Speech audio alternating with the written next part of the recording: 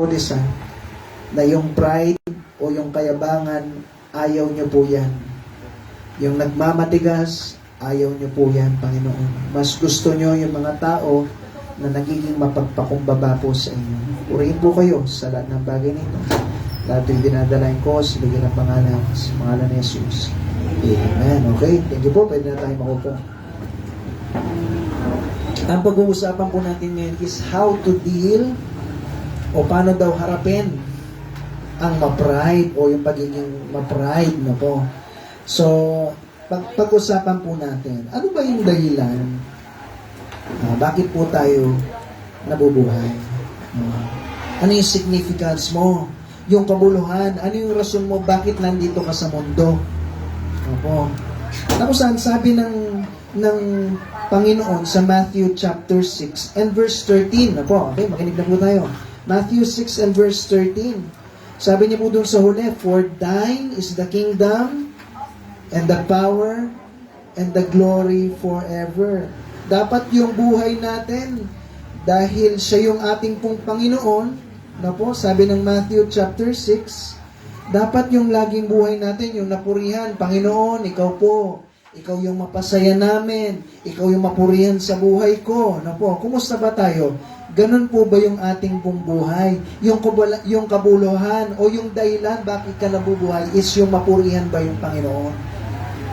Kasi po sa katagalan ng ating pong buhay Kristiyano, ang nangyayari po, yung reason bakit tayo nabubuhay is yung naiisip natin, kung ano yung gusto ko, yun yung nasusunod. No? Kung ano ang nasa puso mo, yan yung kaya may kantang pong ganyan eh. Tandaan niyo po, yung Panginoon, no? Ang gusto ng Panginoon, maiwas tayo sa kasamaan. At isa po sa kasamaan is yung ma-pride, mayabang. Diyan po binaba ang dyablo. Kasi isa po sa merong mga sinabi po sa verse sa Bible na kung saan sinabi ni Satanas, I will be like the Most High. Sabi niya, gusto ko na maging kamukha ako ng Panginoon. Puro ako yung nangyari. 5 beses na sinabi yan ng dyablo. Kaya binaba po siya ng Diyos. Naging kaaway po siya ng Diyos. Na po kasi ayaw ng Diyos ang tao pong ma-pride. Na po. Minsan yung tao gusto niya, ma-pride. Proud ako sa trabaho ko. Proud ako sa itsura ko. Napakagwapo kong nilalang ba? Hindi mo, ano po? Napakaganda ko. Isa akong Diyosa, ba? Hindi mo. Proud ako sa mga kayamanan ko. May kotse ako. May maganda akong bahay. Meron akong maraming pera. Yan po yung nangyayari po sa tao. Kaya ang nangyayari po ay nagkakaroon ng yabang. Kasi bakit? Nagkaroon siya ng meron eh. Nagkaroon siya ng mga kayamanan. Kaya merong yabang ang tao. Na po. Tandaan niyo po, ang Bible, galit po siya. Meron po siyang 6 na talagang kinakagalitan na kasalanan. Alam niyo po ba yun? Merong 6. Okay, ipit niyo yung Matthew chapter 6. Sabi ng Proverbs chapter 6. Sa gitna po yan ng Bible.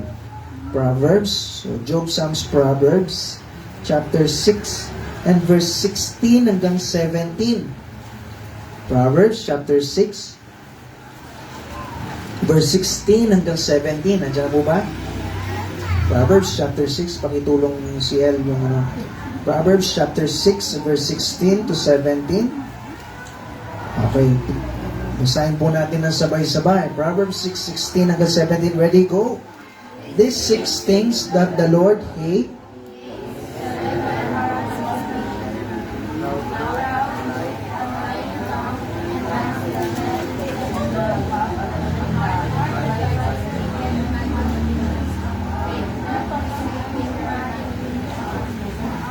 false witness speaketh lies, and he that soweth. Ayan. Ito yung 6 na pinakaayaw. Ayaw daw ng Diyos. Hate niya na kasalanan. Pero ano po yung unang-unang hate niya? Yan. Mayabang.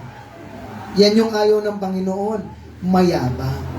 Ito po yung pinakaayaw niya. Isa sa pinakaayaw niya. Ito yung first sa listahan, no po. Okay, na kung saan yung yabang po kasi, hindi na ngayon sa Panginoon, yung kapurihan, kung hindi kung sino ako, anong nagawa ko, no po, yan po ang pride. Tandaan niyo po, nung si David, nagkasala siya kay Bathsheba, alam niyo po yung kwentong yun? 4 lang na taong namatay. Yung anak ni Bathsheba, no, yung asawa ni Bathsheba, yung 2 anak ni David. Yung isa, pinatay niya yung 4 lang ang namatay. Si Absalom at saka yung isa, yung nang-rape po dun sa, nakalimutan ko yung pangalan niya, yung isang nang-rape dun sa isang anak niya, pinatay siya ni Absalom. Tapos bandang uli si Absalom namatay. 4 lang. Pero nung si David, nagkaroon siya ng yabang sa puso niya, na binilang niya yung tao ng bansang Israel, 70,000 ang namatay. Ang layo ng difference. Ano? Kasi bakit? Ayaw po ng Diyos ang mayabang. Sabi ng James chapter 4 and verse 4 hanggang 10. James chapter 4 and verse 4 hanggang 10. So, James chapter 4, okay? And verse 4 to 10. Apo. Sabi niya po dito, verse 6 na tayo, but He giveth more grace, wherefore He said, God resisted, inaayawan niya, nire-resist niya, tinatanggal niya yung mga mayayabang, pero nagbibigay siya ng grace o biyaya sa mga taong mapagpakumbaba. Ngayon, sino dito na gusto mo sa sarili mo na yung Diyos lalabanan kanya? Ito ba ako yung sarili ko? Meron po ba? Na yung Diyos galit sa'yo kasi mayabang ka. So kung ayaw nyo po yun, dapat matanggal natin yung kayabangan. Pastor, hindi ako mayabang. Kayabangan yun. Pag sinabi mong hindi ka mayabang, kayabangan yun. Lahat po tayo dito, meron at meron. Kayabangan. No po. Minsan kahit yung taong tahimik eh. Makita mo, tahimik lang yan. Hindi mo alam kung ano yung nasa utak niya. No po. Minsan may kayabangan po dyan. No po. Ba't tumingin kayo may kaila? Grabe kayo ha? Bad kayo ha? Okay? Na kung saan, di naman, tandaan nyo lahat. Madaldal yan, tahimik yan. Meron po tayong pride. At para malabanan po ang pride, kailangan mo ng, ano po, pagpapakumbaba. Okay? Yan yung kalaban po ng pride. Ngayon, para malabanan po natin yan, meron tayong 4 na pag-aaralan po ngayon. Number 1 is submit yourself to God. Isuko mo yung sarili mo sa Panginoon. Tandaan nyo po, yung biyaya ng Panginoon, kaya nagpapatuloy lang tayo, kaya isuko mo. Tanggalin natin yung pride sa sarili po natin. Ang sabi ng Philippians chapter 4 and verse 13. Ako, so Galatians, Ephesians, Philippians chapter 4 and verse 13. Sabi niya po dito, I can do all things through Christ. Magagawa mo naman lahat ng bagay sa pamamagitan ng Panginoon. So, ang gawin natin, tanggalin natin yung pride. Minsan kasi, I can do all things ka lang eh. Wala yung true Christ. Tandaan niyo po, lahat ng bagay nagagawa lang natin dahil lang sa tulong ng Panginoon. Kaya dapat, kung yung sinabi ng Diyos, na po, magpakumbaba tayo, humingi tayo lagi ng tulong sa Kanya. Pangalawa, bilis natin ako, resist the devil o labanan yung diablo. Sabi niya po dito ulit, basahin natin. James chapter 4. Okay, resist the devil. Okay. Sabi niya dito sa verse 7, James chapter 4 and verse 7. Okay, submit yourselves therefore to God. Ito yung bagay, no po, gusto mo na matalo po natin yung kayabangan, una, magpasubmit ka sa Diyos. Hindi kung ano yung gusto mo, kundi nga ang gusto ng Diyos. Sa lahat ng desisyon natin, no po, bawat desisyon na nangyayari sa buhay natin, Lord, ano po yung gusto nyo? Alam niyo po, pag ganun yung ginawa natin, nagsasubmit ka sa Panginoon. Kumusta po tayo? Pag meron tayong malaking desisyon sa buhay natin, o kahit sa maliliit na bagay, tinatanong mo pa ba yung Panginoon? Minsan po kasi, Apo, sa sarili nating paraan, doon tayo umaasa eh. Tapos pag may nagkaroon ng problema, Lord, tindi ng pagsubok nyo ha. Pagsubok ka agad. Di ba? Kasi bakit? Maling desisyon eh. So yan yung naging resulta ng maling desisyon mo. Napo, iniisip natin kaagad pagsubok. Eh wala, yan yung resulta. Hindi pagsubok yan. Kasi bakit? Hindi ka nagtiwala sa Panginoon. Kaya una, dapat mag-submit ka sa Panginoon para matanggal ang pride. Amen po? Pangalawa, resist the devil o labanan ang diablo. Labanan natin yung diablo sa buhay po natin. Apo, tanggalin yung pride. Labanan. Alam ko, nakwento ko na sa iba sa inyo po ito, no? Pero kwento ko sa mga bago, no po. Noon po sa Angeles, nung nag-uupa po kami, meron po doon sa apartment po namin, narinig ko habang naglalaba ako. Biglang, bagay ko sabi sa bubong. Tapos biglang may nahulog. Pa! May nahulog po. Akala ko pusa. Ang laki. Ganyan po laki. Daga. Malaking daga. Pagkahulog niya ganon, tumingin siya sa akin at napatingin ako sa kanya. 3 segundo kami nagtitingin. Tapos, tumago siya. Eh, doon po sa lugar po na yon, kung nasaan yung washing area po, maliit lang po siya. Siguro, dito sa gitna, hanggang dyan lang sa unang poste niya. So, maghahabulan kami ngayon dyan. Wala siyang tatakasan. Nakasarado po yung mga kanal. Okay? Sarado lahat. So, ako, siya, at mga tanim ko na nakapasok. Tapos, mga washing machine po namin. Mga washing machine, kala mo dami, no? Washing machine namin, no? Washing machine namin. At yung mga nakasampay, no? Yun lang yung nandun. So, meron akong 2 desisyon. Hahayaan ko yung daga na nandun, mamumuhay, sirain yung halaman, sirain yung washing machine, o papatayin ko yung daga. Tama po? So, sinabi ko sa asawa ko po yun. Sabi ko sa kanya, uy, may daga! Ganon? Tsuk, nilak niya yung pinto. Ba't nilak mo ako? Pinto. Baka pumasok, sabi niya ganyan. Sabi ka naman, nilak niya ako sa loob. Naka-screen door yan, nilak niya ako. Sige, patayin ko. Kuha mo ako ng pantalon, yung maong, para, kung naglaban kami. Siyempre, matapang ako, yung lalaki, bago mag-asawa pa lang po kami nun eh. So, abot mo akong pantalon, abot mo ako ng sapatos, yung para hindi niya ako kagatin kung sakali. At saka kahoy na malaki. So, ginawa niya ako, sinuot ko. Ngayon, lalabanan ko ngayon yung daga. Malabo yung mata ko, gabi na. So, siya yung mata ko. Silipin mo doon sa bintana ko, nasaan? Sabi niya. O yun, nandun sa ilalim ng washing machine. Matapang ako eh. Kaya bang kinuha ko yung pinapalo ko. Matapang ako eh. Di ba? Pag matapang ka, pinapalo mo. Paurong nga lang. No? So, abulan kami ng daga. No? Hanggang sa mamaya, umakyat yung daga doon sa parang may tali palang ganon.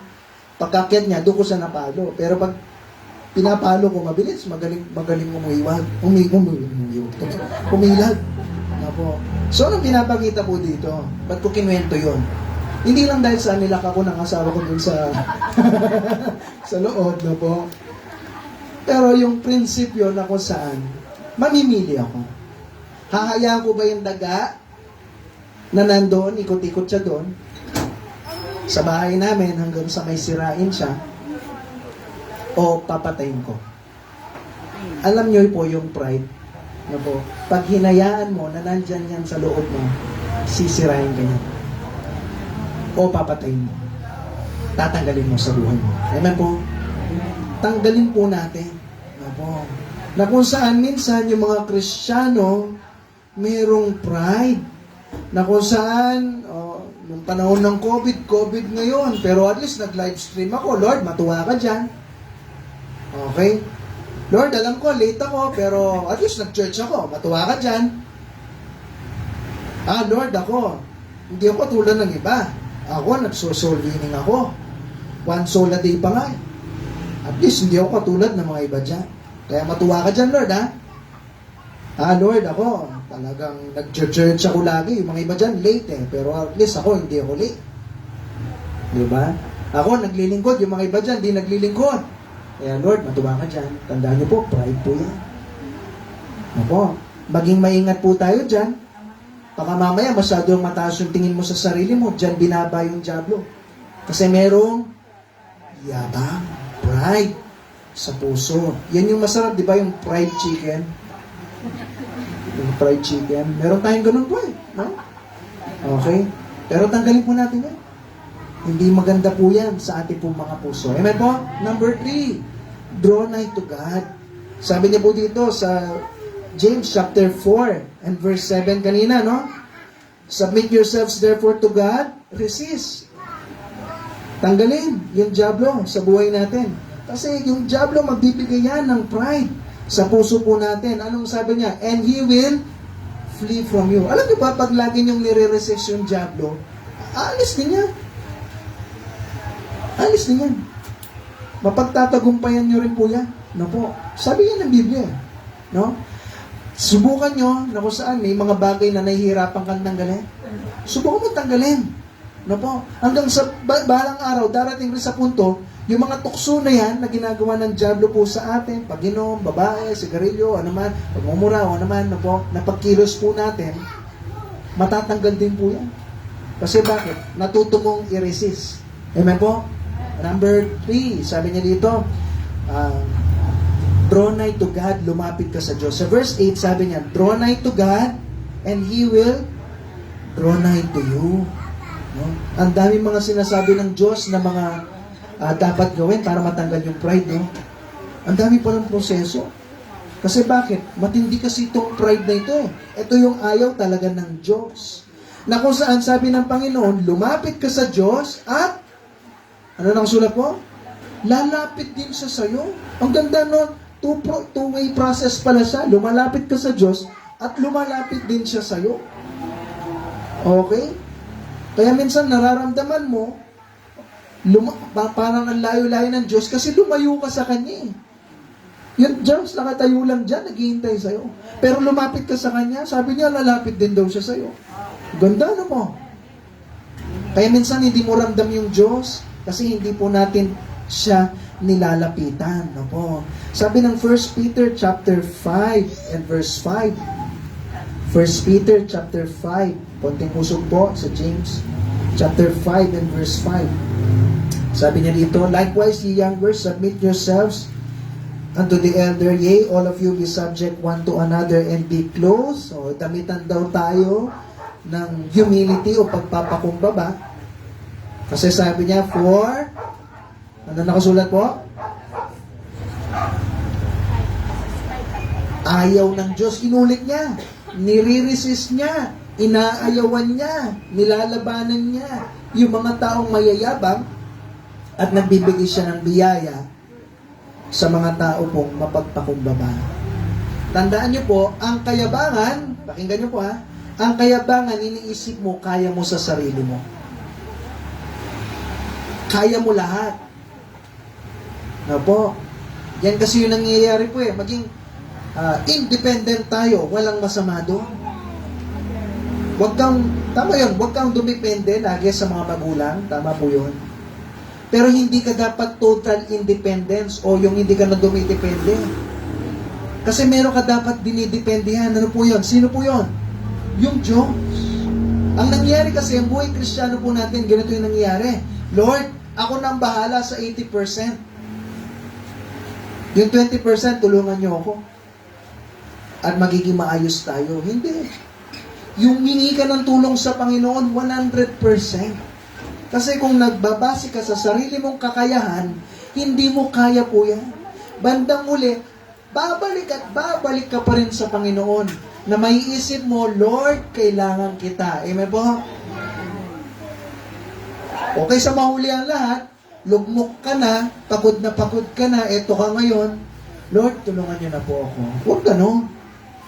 Hingi ka na kaagad po ng tulong sa Kanya. Amen po?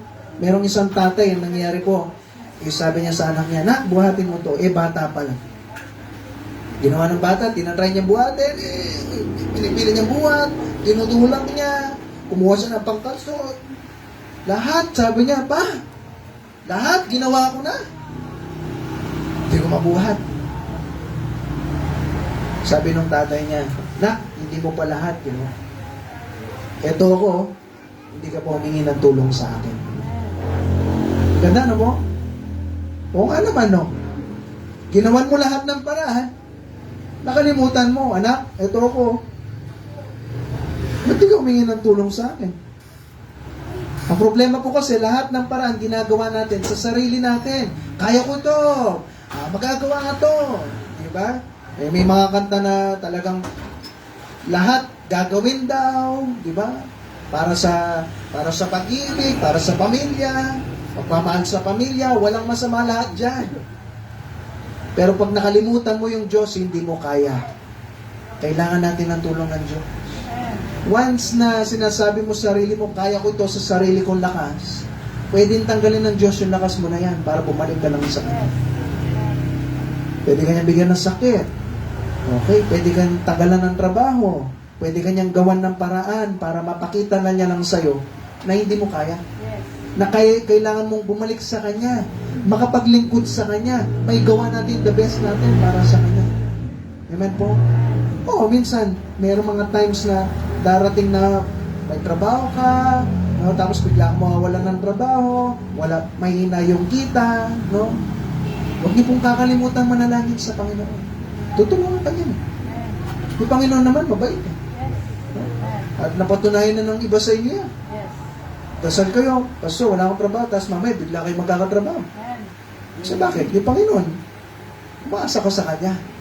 Huwag po sa sarili nating lakas. Amen po? Pag dumating si pride, tanggalin po natin sa ating po mga puso. Number 4 and last. Ano po sabi dyan? Okay. Magpakumbaba daw tayo sa harap ng ating pong Panginoon. Sabi niya sa James chapter 4, balik tayo po doon. Okay. And verse 8, sabi niya, "Draw nigh to God, and He will draw nigh to you. Cleanse your hands, ye sinners, and purify your hearts, ye double-minded." Lumapit ka sa Panginoon, lalapit siya sa iyo. Pero may kondisyon. Linisin mo daw yung mga kamay mo. Linisin, sabi niya, yung mga puso natin at huwag ka magduda. Kumusta tayo? Tandaan niyo po, hindi lalapit yung Diyos sa iyo pag may kasalanan ka dyan. Kumusta po tayo sa mga kasalanan natin? Nilinis mo na ba yan sa harap ng Panginoon? Hiningi mo na ba ng tawad yan? Lord, patawad po sa pananalita ko, pagkilos ko, umiinom ako, susugal, naninigarilyo, no? Nanonood ng hindi dapat. Linisin natin yung sarili natin sa mga ganyan. Hihingi natin ng tawad yan sa Panginoon. Lalapit yung Diyos. Papakinggan ka po niya. Sino dito yung gusto mo sa sarili mo, pakinggan ka ng Diyos sa panalangin? Ay, konti lang yata. Ayaw yata pakinggan kayo ng Diyos. Kung gusto niyo pakinggan kayo ng Diyos, linis. Hihingi mo ng tawad sa Panginoon. Magpakumbaba ka. Huwag ka naman mayabang, kaya ko to. Pastor, ganito na lang ako. Yabang yan. Pastor, mingi na ako ng tawad, pero patuloy pa rin ako. Yabang yan. Tanggalin niyo po yung yabang sa puso. Huwag ka magmalaki. Kasi darating sa punto, mahahanapin mo yung Diyos. At pagsisisihan mo. Nasa uli yung pagsisisi. Tama po? O magsisi ka na ngayon para hindi na nasa uli. Tama? Magsisi ka na ngayon. Ayusin mo na ngayon. Ang problema kasi, ang mga iba't ibang Kristiyano, naghihintay pa na may mangyari bago bumalik. May maghihintay pa na ganito mangyari sitwasyon ng buhay, maghirap, may magkasakit, mayroong ganito ganyan mangyari sa buhay, bago hahanapin yung Diyos. Lord, sige na, sorry na po. Ganun yan nangyayari po eh. Wag. Ayusin na natin ngayon. Para hindi ka na dumating doon sa may mga problema pa. Amen po? Ganun yung gawin po natin sa ating Panginoon. Sabi ng Panginoon, no? Sa verse 10, basahin po natin. Verse 10, James 4, verse 10. Pakibasa po, ready, go.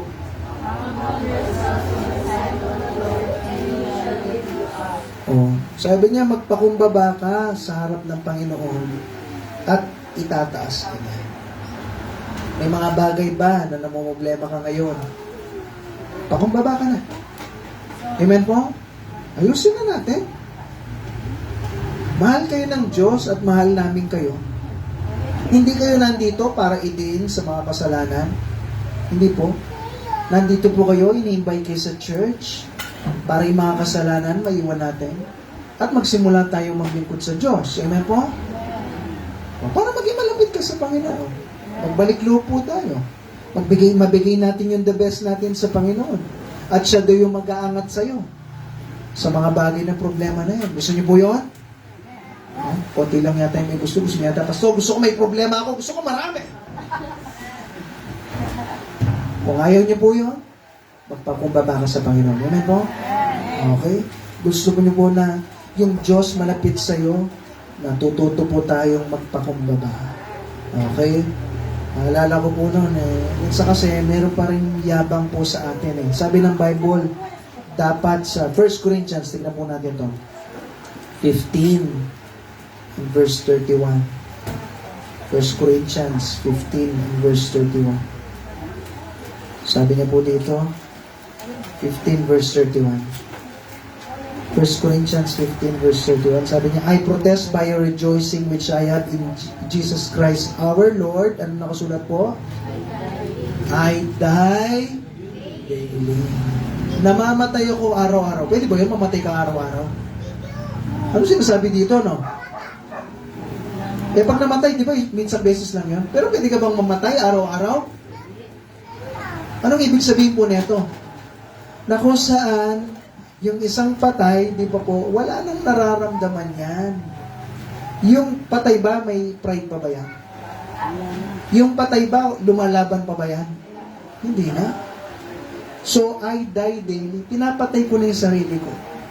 Na kung saan, pinapatay ko yung sarili ko sa kahit anumang kayabangan, o kahit anuman na, alam niyo po yon yung pride sa buhay po natin, yung mga pumapatol pa tayo. Opo. Kaya nga merong isang pastor meron siyang tinuturong prinsipyo sa young people niya. Ang sabi niya doon sa young people niya, kasi nahihirapan daw sa pagiging mayabang. Sabi niya, sige, sabi niya ganyan. Brad, sabi niya, okay, punta ka doon sa sementeryo. May ipapagawa ko sa'yo. Sige po, ano po yun? Punta ka doon sa sementeryo, yung isa sa nakalibing, sabihan mo ng masasakit na salita. Pinuntahan niya, sinibihan niya yung masasakit na bagay. Ano yun? Kutsilyo. Ano ba? Karayong. Masakit ka, di ba? Hindi, pero lang. Ano ba? Masinabihan niya, pangit mo. Mukha kang tiyongko. Che! Siguro, sinabihan niya lahat. No? Masasakit na salita. Mandurugas ka. Magnanakaw ka. Sinungaling. Sabi niya gano'n. Sige, sabihin mo lahat ng masasakit na salita. So, sinabi niya lahat. Pagkatapos niya pagkasabi ng masasakit na salita, bumalik siya sa pastor. Sabi niya doon sa yung pastor niya, nagawa mo na lahat. Opo, pastor. Ano sinabi? Pastor, wala. Wala sinabi. Sige. Sabi ng pastor, ganito naman. Balikan mo ulit yung sinabihan mong yun. At sabihin mo lahat ng mabubuting salita. Sige, bumalik siya. Sinabi niya mga mabubuting bagay. Alam mo ba, kahit di kita kilala, napakabait mong tao. Okay. Hindi ko rin mabigkas yung pangalan mo kasi ang hirap mong bagitin. Pero siguro matulungin ka. So, marami siyang mabubuting salita na sinabi. Bumalik siya sa pastor niya. Ang sabi niya doon sa sinabi ng pastor niya, sabi mo na lang mabuti. Opo. O, ano sinabi? Wala po rin po. Hinihintay ko, wala po rin O, anong pinapakita po dito? Dahil patay na yun, nasabihan man siya ng masama, nasabihan man siya ng mabuti, wala na sinabi. Patay na Yung sinasabi ng Biblia na, I die daily. Hindi na ako. Pinapatay ko ito. Kasi minsan, nangyayari, nasabihan ka na mabuti, nagiging mayabang. Tama po?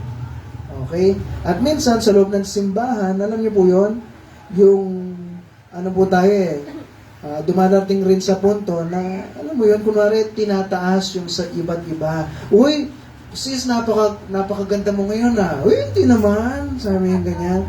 Ay, mas maganda ka, pero sa loob ng, oo naman, ikaw naman, alam mo, kape. Di ba po ganun yung nangyayari mo, di ba? Na kung saan, nagpapahampol tayo, kunwari. No? Kung naman, napakasipag mo, Brad, sis, no? Na kung saan ganun po yung nangyayari. At nagpapataasan po tayo sa isa't isa. Tandaan niyo po kung ano man yung mga nangyayari, dapat ibigay natin yan sa Panginoon. Yung mga ibang tao, no, minsan mapalamuti lang yung mga sinasabi po nila sa atin. Huwag ka naman maging mayabang dahil napuri ka. Amen po. Napakagaling mo mag-preach. Ganda naman ng boses mo, Brad, sis. Hindi naman. Ay, tapos sa loob-loob. Ay, grabe, kala mo. Talo ko pa si Regine Velasquez, kau naman. Songbird, no? Ako, songbird siya. Ako, Ano ba? Ano ba maganda? Songgo? Di ba? Tandaan niyo po, kung wala ang Diyos, wala tayo. Amen po? Kaya hayaan po natin na magpakumbaba po tayo sa Panginoon. Amen po? Sa isa't isa, at hayaan natin yung Diyos yung naitataas. Tandaan niyo po, kaya maraming tao na napupunta sa impyerno, hindi dahil masamang tao sila. Kung hindi dahil may yabang sa puso, na hindi nila kailangan si Kristo, kailangan lang nila magpakabait, maging mabuting tao, maging paladasal, palasimba, no, tumulong sa kapwa. Kaya okay na ako. Nagbabasa naman ako ng Bible eh. Kaya okay na ako. Hindi ko na kailangan yung tanggap-tanggap na yan. Aminin na. Hindi ko na kailangan niya. Ang tao napupunta sa impyerno. Kaya nga meron isang pastor nagsabi, hindi lahat ng tao nasa impyerno masama. Marami dyan mabubuti. Merong mababait dyan. Merong mga tao na pinipili nila sundin yung 10 utos. Merong mga tao na tulungan yung mga sa gobyerno, sa mga tao sa mga mahihirap, nagpatayo ng mga resettlement. Pero alam nyo, nasa impyerno sila. Hindi dahil mabait sila, o hindi dahil ni-reject na si Kristo. May yabang sila na okay na ako. Yabang po yun. Hindi nila kailangan yung Diyos. May yabang. Kaya napunta po sa inyo. O kumusta po tayo? May yabang ba dyan? Naalala po natin yung 4 na po. Gusto mo matanggal? Ang yabang? Mag-submit ka sa Panginoon. Ano pa po? I-resist mo yung devil. Ano pa po? Lapit ka sa Diyos. Lahat ng desisyon mo, dapat hinihingi mo ng tulong sa Panginoon. At yung uli, magpakumbaba. Magpapakumbaba ka sa Diyos. Tanggalin na yung yabang po na yan. Na kaya mo sa sarili mo. Pastor, nahiya ako. Ako, nahiya ako, ganito, ganyan. Bakit kaya pag para sa Panginoon, nahihiya tayo, no? Pero sa mga iba't ibang bagay, matabang po tayo. Huwag pong gano'n. Na kung saan, pag, alam niyo po yan, may gagawin ka para sa Panginoon. Kahit nininervyos ka, kakanta ka dito, magte-testimony ka dito. Kahit nininervyos ka, no, gawin mo para sa Panginoon. Kasi kung hindi mo ginawa, minsan may pride dyan eh. Ayaw mo bumalik sa church kasi may pride ka dyan. Yabang yan. Nahiya kasi ako. Hindi, yabang yan. Ano kinahiya mo? Kinahiya mo na mapahiya ka? Na kung saan, ayoko kasi. Yabang yan. Ayaw mong napapahiya. Kung para sa Panginoon, gawin po natin lahat. Amen po? Sige po, tayo po tayong lahat. Manalangin po tayo. Maaga pa po, no? Spend time po tayo ngayon sa panalangin habang tinutugtog yung ating invitation song. Kumusta po ba tayo sa ating pong pride? Mayabang ba po dyan sa puso? Tanggalin po natin yan.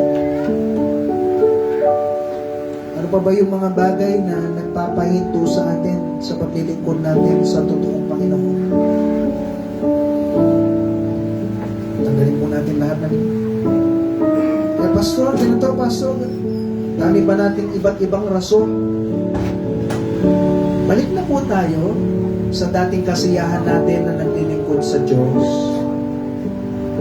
Gawin po natin yung the best natin para sa Panginoon. Tanggalin na po yung yabang na yan. Na ayaw pa natin na maglingkod ng totoo ako sa Panginoon. Yabang po yan. Na iniisip mo, kaya mo sa sarili mong kakayahan. Kaya minsan nagtataka kayo, ang dami niyo pong problema. Kasi bakit po? Kaya mo kasi. Pinapakita ng Diyos na hindi mo kaya. Gagawin niya, ipapatong-patong niya yung mga problema sa'yo, sa pamilya niyo. Magkakaroon ng mga iba't ibang mga problema sa financial, sa physical, ano, problema sa anak, problema sa pera, problema sa kalusugan, ano, para ipapakita lang sa iyo ng Panginoon na hindi mo kaya na wala siya. Kumusta po ba tayo sa ating mga buhay Kristiyan? Mga kapatid ko na nandito po, ha, kung hindi mo pa hiningi ng tawad yan sa Panginoon, hihingi mo na ng tawad. At magbalik loob na po tayo sa Panginoon. Hindi naman natin kayo ini-invite po dito na magpatuloy para ipahiya kayo. Nandito po tayo para magmahalan sa bawat isa. Ipakita sa bawat isa na iba ang Kristiyano na nagmamahalan. Gusto po ba tayo?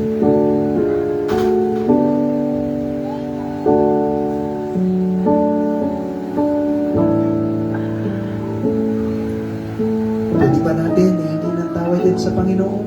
Huwag ka na magmatigas. Pag nagmamatigas po tayo, tayo rin po yung talo dyan. Kumusta po ba tayo? Mayabang pa ba dyan sa ating mga puso? At wag rin natin ikumpara yung sarili natin sa iba. Buti na lang hindi ako si ganito, hindi ako si ganyan. Tandaan niyo po, lahat po tayo may pagkukulang sa Panginoon.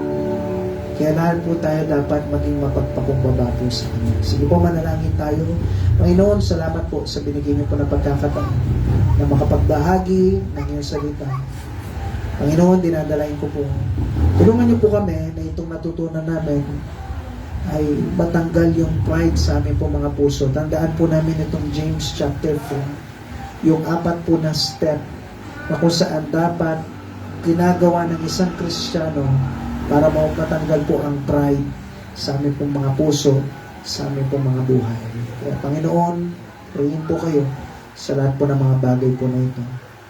At Lord, dinadalain ko po, tulungan niyo po, i-bless niyo po mamaya yung aming pong baptism service, kay Kuya Chris. Salamat din po sa paggamit ng po niya kanyang tahanan, i-bless niyo po siya. Ganun din po ang kanyang palusugan, maging okay na po siya, Panginoon. At dinadalain ko rin po, salamat rin po sa lahat ng mga tumulong, sa mga nag-ayos din po ng baptistry. Pagpalain niyo po sila, Panginoon. Tulungan niyo po na maging blessing po lahat po na mangyayari at maging successful po yung aming pong baptism service. Lahat ito'y dinadalay ko sa bigyan ng pangalan, sa pangalan ni Jesus. Amen. Bago po tayo umalis na po, pumunta tayo lahat kay Kuya Chris. Mag-pray muna po tayo ng ating pong offering. Sige po, piliin mo si Brother Sian.